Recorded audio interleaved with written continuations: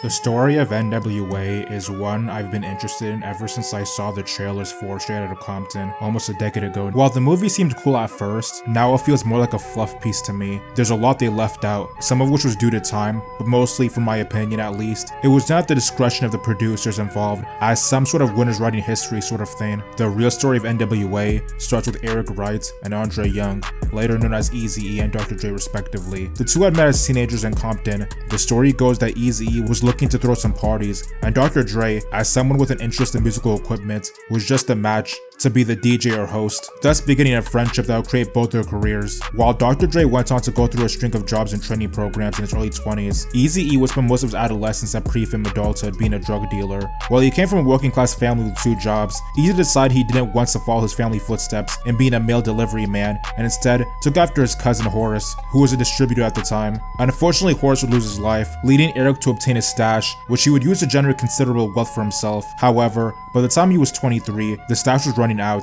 and Eazy had to consider other options for income. He looked to music production. By the mid-1980s, hip-hop was starting to become a genre that people actually had to pay attention to. With groups like Run DMC, Kid and Play, and Public Enemy, hip-hop had an established audience. However, at this time, the genre was almost entirely concentrated in New York. Over in the West Coast, music was dominated by garbage disgusting techno music that was kind of like rap, but not really because it was lame. And this is where Dr. Dre came in. Dre was in a musical group called World Class Wrecking Crew, and even though it looks gay now, LA Negroes actually thought it was cool back then. Anyway, the crew was led by a man named Lonzo and contained a bunch of members, besides Dre, also a future NWA member DJ Yella, together with 4 other members. Make that 3.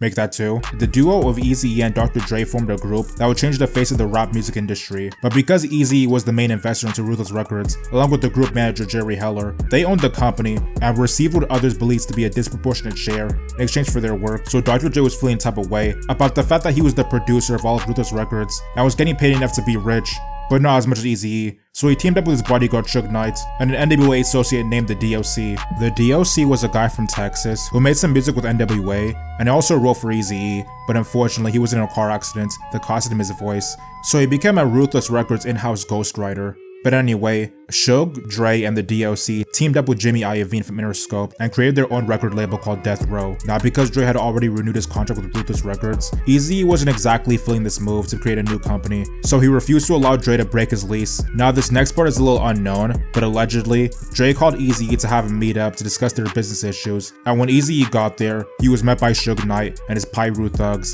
and they then allegedly threatened his life and let him know that his family was in danger if he didn't sign the release. What I will say though, is that the cap-ass movie had Eazy actually getting beaten by Suge, which is probably not true, because literally every Compton old head said if it did, there would have been a war in the streets or something. But after that, Eazy supposedly wants to murk Suge, but Jerry convinced him to just sue Death Row instead for making him sign the release of his artists under duress. As a result of the lawsuit, Eazy was awarded like 10% of all album sales from Death Row that Dr. Dre produced, while Dre went on to make The Chronic, which again changed the landscape of rap. In this album, he dissed Eazy for suing him and also not sharing the bag with him back when they were on the same label. A year later, Eazy responded with this on, where he dissed Dre for being a studio gangster who never did anything in the streets, but pretended like he was on something. In this war, Dre was joined by Snoop Dogg, Corrupt, Daz, and other Death Row affiliates, while Eazy was joined by Dresta, BG Knockout, Dirty Red, and other Ruthless affiliates. And even though they were still part of Ruthless Records, the 2 remaining NWA members chose to remain neutral during the beef, because even though they stayed in business with Eazy, they didn't fault Dre for leaving, because after all, he was like the main talent of the group and didn't even have the deepest pockets. Eventually though, Eazy contracted AIDS and passed away,